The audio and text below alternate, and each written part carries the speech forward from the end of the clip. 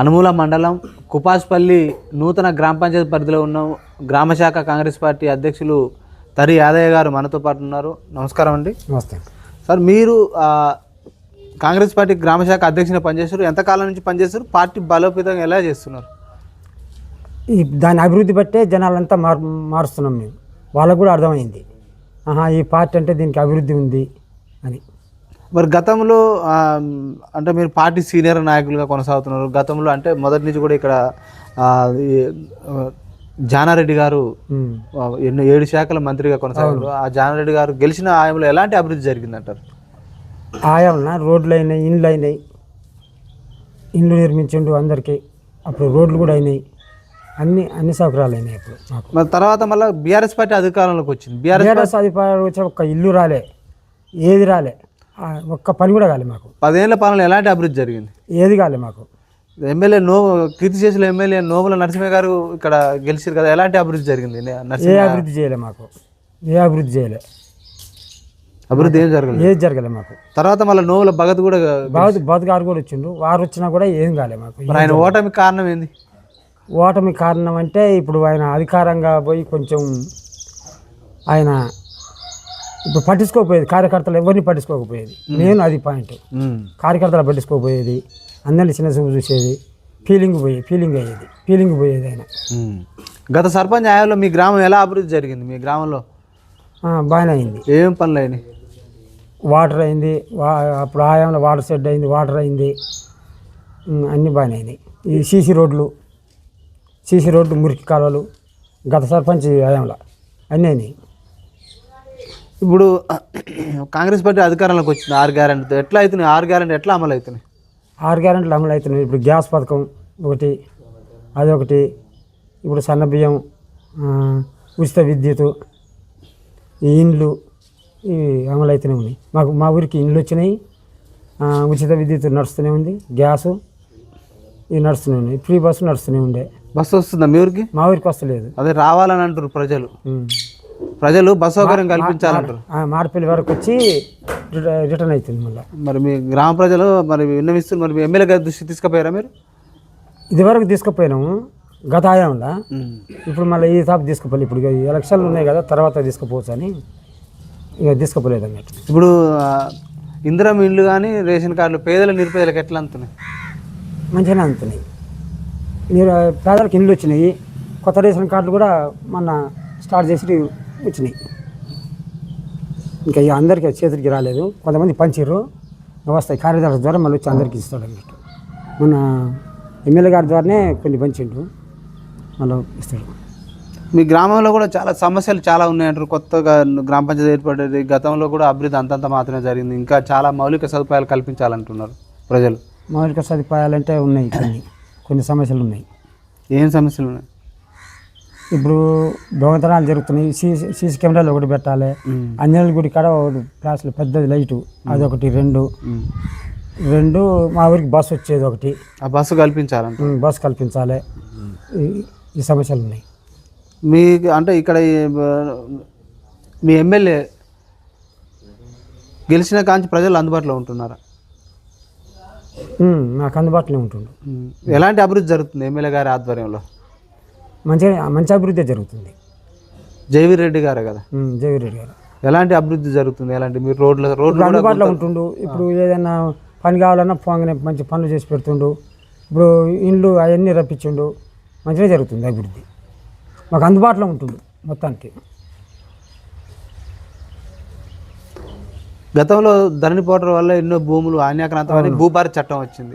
భూభార చట్టంతో మీరు రెవెన్యూ సమస్యలు తీరుతున్నాయి మరి ప్రజా గ్రామంలో? తీరుతున్నాయి అంటే ఇంకా కొంత మొదలు పెట్టలేదు, తీరుతున్నాయి. అప్పుడు ధరణి పెట్టినప్పుడైతే అన్నీ పోయినాయి. ఇప్పుడు పట్టా భూమి కూడా అది అసైన్మెంట్ ల్యాండ్ కింద పడ్డది. చాలా వరకు చాలా ఇబ్బంది పడుతున్నారు. గతంలో విఆర్ఓ తొలగించి ఇప్పుడు ఆ వ్యవస్థ వస్తుంది, ఎట్లుంటుంది అంటారు? ఇప్పుడు మంచిగా ఉంటుంది. ఇప్పుడు ఇప్పుడు కొన్ని పాస్బుక్లు ఏమైనా అంటే కొన్ని పట్టాలు విఆర్ఓ చేతి కింద పోయినాయి, వాళ్ళ ఖాతాలో పడ్డాయి. అవి మారాలంటే పెద్ద ఇబ్బంది అవుతుంది. అట్లా ఇప్పుడు మీ గ్రామం నూతన గ్రామ పంచాయతీ ఏర్పడింది, గ్రామ పంచాయతీ కార్యాలయం ఏర్పాటు చేయాలంటున్నారు. ఇక్కడ పిల్లలు చదువుకోవడానికి చిన్న మినీ లైబ్రరీ కూడా ఏర్పాటు చేయాలని ఇక్కడ ఉన్న ప్రాణిక యువత కూడా యువతకు కావాల్సింది. ఇప్పుడు ఒకటి అంబేద్కర్ బొమ్మ పెట్టాలి. ఇప్పుడు మీరు అన్నట్టు ఇప్పుడు అది లైబ్రరీ పెట్టాలి. ఒక గ్రామ పంచాయతీ ఏర్పాటు చేయాలి. మరి ఎమ్మెల్యే దృష్టి తీసుకుపోయారా? ఇంకా తీసుకుపోలేదు. ఎందుకంటే ఇప్పుడు ఎలక్షన్ కాగానే గ్రామ పంచాయతీ ఏర్పడ్డది కదా, దాని తర్వాత అన్నీ తీసుకుపోయి ఆయనకి ఈ సమస్యలన్నీ ఆయనకి చెబుదామని మేము అనుకుంటున్నాం. ఇప్పుడు స్థానిక ఎలక్షన్లు సర్పంచుల కాలం ముగిసి దాదాపు 15 ఏళ్ళు పైన చీలిక అవుతుంది. అవును, చాలా గ్రామంలో కూడా చాలా సమస్యలు ఉన్నాయి అంటున్నారు. సర్పంచులు ఉన్న కాలానికి శివరాశిలో ఉన్న కాలానికి తేడా ఉందని అంటున్నారు. తేడా ఉంది. మరి ఎందుకు ఎలక్షన్ పెట్టలేకపోతుంది ప్రభుత్వం అంటారు? ప్రభుత్వం ఆయన చేసిన పనులు కొన్ని అమలు చేయాలి కదా, అమలు చేయండి ఎలక్షన్లకు పోవద్దని ఆయన ఇప్పుడు అన్నీ అమలు చేస్తుంది. అమలు కాగానే ఎలక్షన్కి పోవాలని ఆయన. బెల్ట్ షాపుల వల్ల చాలా ఇబ్బంది పడుతున్నాం అంటారు. బెల్ట్ షాపులు తాగుడికి చాలా బెల్ట్ షాపులు ఉన్నాయట. ఏ ప్రభుత్వాలు కూడా కట్టడి చేస్తలేవు. మరి అది కట్టడి చేయాలంటే ఒక పార్టీ సీనియర్ నాయకుడిగా మీరు ఏం చెప్తారు ప్రభుత్వాలకు? బెల్ట్ షాపుల గురించి ఊరికి ఒక్క బెల్ట్ షాప్ పెడితే చాలు. ఊరికి 10 గల ఉన్నాయి బెల్ట్ షాపులు. 10 గల బెల్ట్ షాపులు ఉండేసరికి చాలా ఇబ్బంది అవుతుంది జనాలకు కూడా. అంటే ఒక్కటి ఉంటే చాలు. ఒకటి కూడా ఉండొద్దు అంటున్నారు. తాగుడికి బానిస అయిపోతారు. ఒక్కడు కూడా ఉండొద్దు అంటే ఇక ఒకవేళ తాగుడికి అలవాటు పడ్డ మనిషి ఏం చేస్తారంటే ఆలే పోవాల్సి వస్తుంది. లాంగ్ పోయి తెచ్చుకొని మళ్ళీ అట్లనే తాగుతుండు. అదేదో ఒకటి ఊళ్ళో ఉంటే ఎంతో కొంత కంట్రోల్ ఉంది. అక్కడ పోయి మళ్ళీ తాగి ఆడబంతుడు తెలియకుంటుంది. అట్లా యువత కూడా బాగా డ్రగ్స్కు బానిస, గంజాయికి బానిస అవుతారు. యువతకు ఉపాధి కల్పనలో ఏ ప్రభుత్వాలు కూడా విఫలమవుతున్నాయి.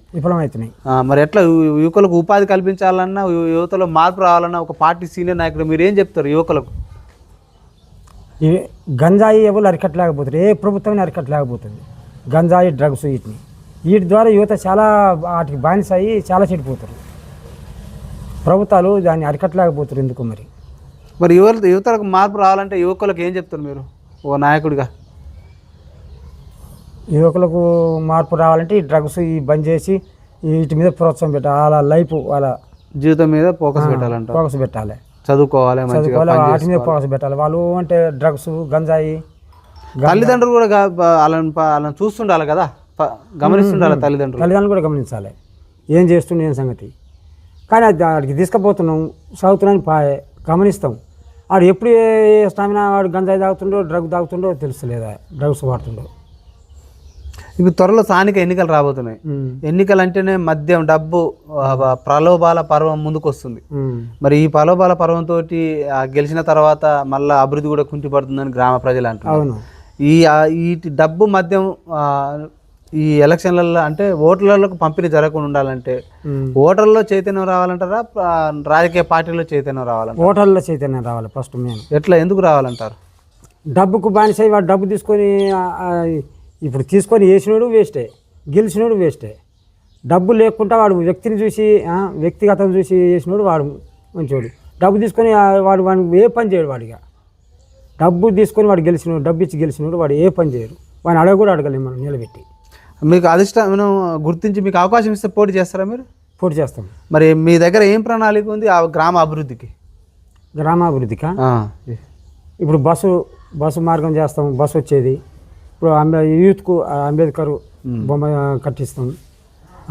లైబ్రరీ, గ్రామ పంచాయతీ ఇవి నిర్మించుకుంటాం. ఇంకా మౌలిక సదుపాయాలు కూడా చాలా ఉన్నాయి అంటున్నారు. డ్రైనేజ్ కానీ ఇంకా డ్రైనేజ్ 30 నుంచి పూర్తి అయిపోయినాయి. ఒక పావులు ఇంత ఉన్నాయి. మా చిన్న గ్రామం కదా, చిన్న విలేజ్ కదా, 30 నుంచి పూర్తి అయిపోయినాయి. కుక్కల బెడద, కోతుల బెడద బాగుంది అంటున్నారు. వాటిని కూడా నియంత్రించాలని ప్రజలు మా దృష్టి తీసుకొచ్చారు. వాళ్ళకి ఎవరైతే వాటిని నియంత్రణ చేస్తారో వాళ్ళకే ఓట్లు వేస్తామని కూడా అంటున్నారు. ఎట్లా అంటారు మరి? అది వాస్తవమే.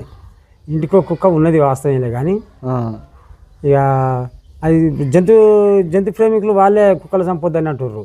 ఆ కుక్కలేమో పానాలు తీస్తున్నాయి. మరి జంతు ప్రేమికులు ఏమంటారు, కుక్కలు చంపొద్దు అది అని వాళ్ళు అంటారు. ఇదివరకు మా ఊళ్ళో గత సర్పంచ్ ఏం చేసిండంటే చంపించండు మందులేసి, సూదేసి. కానీ మళ్ళీ ఇప్పుడు ఏమంటారు, చంపొద్దని ఆర్డర్ వచ్చింది అట. చంపలేమంటున్నాడు. ఇంకోటి మేకలు బట్టి తింటున్నాయి. ఒక మేకను తింటే 10,000 పోయినట్టే. మరి కోతులు కూడా బాగా ఏ పంటలు కూడా పండించుకోలేకపోతున్నారు కోతులతోటి. మా కల్లా పెద్ద అంత ఇబ్బంది ఏం లేదు. ఎందుకంటే ఎప్పుడో ఒకసారి వస్తాయి, పోతాయి, వెళ్ళిపోతాయి. అవి ఉండవు. వచ్చినప్పుడేనట ఇబ్బంది అవుతుంది అంటూ. వచ్చినప్పుడు అన్నీ ఇది తినేసిపోతున్నాయట. ఇళ్ళకి ఏం వస్తలేవు. చేళ్ళు ఇంక చేలు వరిచేళ్ళకి అవి పోవు. ఇక పండ్ల తోటలోకి పోతాయి, వెళ్ళిపోతాయి. అంతేగాని ఇంటికి కుక్క ఉంటుంది కాబట్టి ఇళ్ళకి పోవు, అవి రావు. మిగిలిన పైకి వెళ్ళేసి వెళ్ళిపోతాయి ఇళ్ళ మీద అంతే. ఇప్పుడు పనికార పథకం ఉందిగా, దాన్ని వ్యవసాయానికి అనుసంధానం చేయాలని ప్రజలు అంటున్నారు, రైతులు అంటున్నారు. ఎట్లా ఉంటుంది అంటారు నాయకుడిగా? వ్యవసాయానికి అనుసంధానం చేస్తే మంచిగానే ఉంటుంది. కానీ ఇప్పుడు నాటుకు ఇప్పుడు పనికార పదానికి కుదరనట్టుంది. ఇప్పుడు కూలీల కొరత బాగుందంట. కూలీల కొరత చాలా ఉంది. ఇప్పుడు కట్టలు పోపియచ్చు వ్యవసాయానికి, ఆ పనిహార పదం కింద కట్టలు పోపియచ్చు, చెట్లు నరకొచ్చు, అటువంటి పనులు చేయొచ్చు. కానీ ఈ నాటడానికి కూడా బాగానే ఉంటుంది, పర్యావరణానికి చెట్లు నాటడానికి కూడా పనికి వస్తుంది. కానీ ఈ నాటుకు వీటికి పనికిరాదు ఆహార పథకం కింద. అట్లా ఇక అందరికి పెద్దోళ్ళకు ముసలోళ్ళకి అందరికి అవకాశం కల్పిస్తారు కాబట్టి ఇబ్బంది అవుతుంది అంట. ఇబ్బంది అయింది, నాట్లు వేయలేరు కదా అట్లా. మరి ఈ ఎలాంటి నాయకుని ఎన్నుకుంటే గ్రామం అభివృద్ధి చెందుతుంది అంటారు? ప్రజలలో చురుగ్గా పాల్గొన్నవని, ప్రజల సమస్యలు తీర్చేటోని, ప్రజలను ఎల్లప్పుడూ అందుబాటులో ఉండేటని ఎన్నుకుంటే మంచిది. Okay sir, thank you sir. చూస్తున్నానండి మీ తెలుగు టీవీ.